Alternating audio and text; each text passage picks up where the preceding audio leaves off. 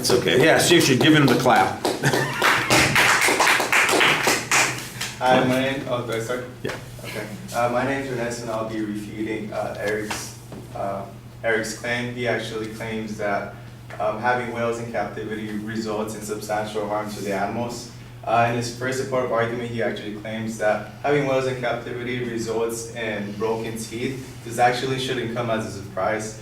A professor who teaches, who was a marine biologist, professor named Kerry Hodgins, and University of Otago, New Zealand, she actually found in a research study that wild animals and they actually have broken teeth as well. And she even has found skulls to as evidence to prove her discovery. Eric's second supportive argument also states that he also supports that because of the, specifically speaking, the killer whales, because of the inappropriately small tank size, the top of the body is actually revealed outside of the water, making it available to mosquitoes for them to suffer the West Nile virus. And there's no information to deny this fact because it is something that actually happened, but he actually failed to state how often this happens. Out of only 48 killer whales that are in the world, only 2 of them got infected, and those 2 actually happen to be in San Diego, California. However, SeaWorld took immediate action, and they actually built a tank size that is double the original size of what they are actually in right now. Aside from the supportive arguments, I also took a look at his sources that he used, and his entire claim are only based on 2 claims, which shows insufficient data to provide evidence for his claim. And out of those 2 sources, one of them was from a website called One Green Planet. There are an organization that are very active in fighting for animal rights and keeping animals out of captivity. So half of the source is reliable, and the other half is actually biased. In addition, I also did some research to show that having whales in captivity actually benefits the animals, not only the ones that are in captivity, but also the wild whales. Having whales in captivity allows the caretakers to have 24/7 access to the whales for them to study their behaviors, their anatomy, and psychological events. Doing so, this will give them a better understanding on how to accommodate the whales while they're in captivity so they can be comfortable the most that they can be. And this also benefits wild whales because according to WWF and Oceanic and Atmospheric Organization, these 2 sites actually confirm that there is an alarming rate of decreasing population for the killer whales and the beluga whales. These 2 whales are actually held captivity in SeaWorld, so having a better understanding on these 2 species will actually be able to help marine biologists to decrease the dying population of these 2 whales in the wild.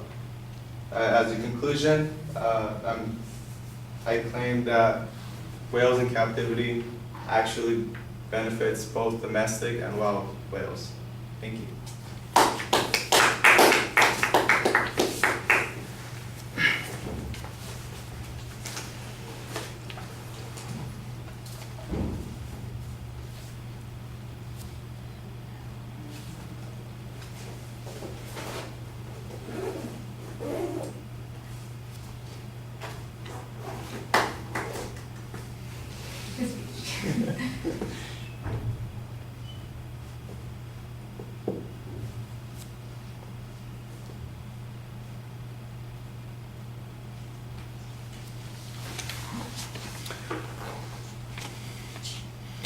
All right, well, you identify the proposition. You don't tell us what the secondary claims are going to be beforehand. I think that would be a little bit clearer, but you do cite the first point almost immediately, and that is the broken teeth issue.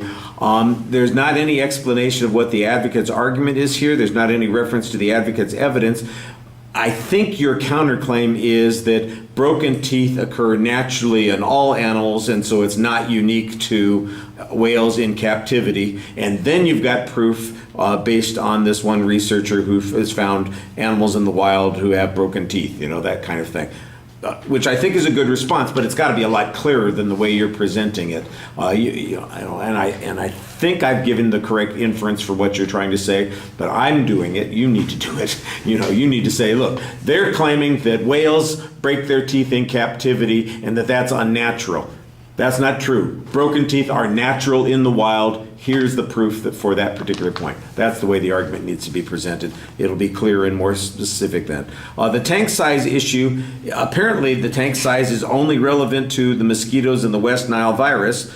I don't remember if that's what the advocate said, but that's all that you're answering here. And I thought that you had a pretty solid answer, except that you don't give me any source for San Diego doubling the size of their tanks, or any source where it's just the 2 whales who got the West Nile virus. By the way, I think it would be helpful if you could tell us, for instance, if the West Nile virus was treated effectively in those whales as well. So if there isn't really any long-term harm. Now, if they died as a result of that, that's going to be pretty damning, and it would support the advocate's position. But that's a unique situation, that they addressed it immediately, and that's good. And you've got you must have a source someplace. Yeah, I mean, I didn't think you made stuff up. You need to cite it in your argument. And then the other argument is about getting information about the whales, and that there's a benefit to doing this. That's okay. I mean, you kind of challenge the advocate's source and saying it's a biased source. I don't know that One Green Planet is necessarily a biased source. It certainly sounds like it's an activist group. Your argument being that it's not a scientific group, it's an activist group. They have an agenda that they're pursuing here. Let's look at some scientific evidence, and here's what the scientific evidence is: that whales live just as long in one place as another, or that the scientists believe that there's an important need to study them in captivity so that we can save them in the wild. That's, again, I think you've got a good argument there, but you need to kind of get to the point. And sometimes you're not always getting to the point as quickly as you could. All right. Thank you.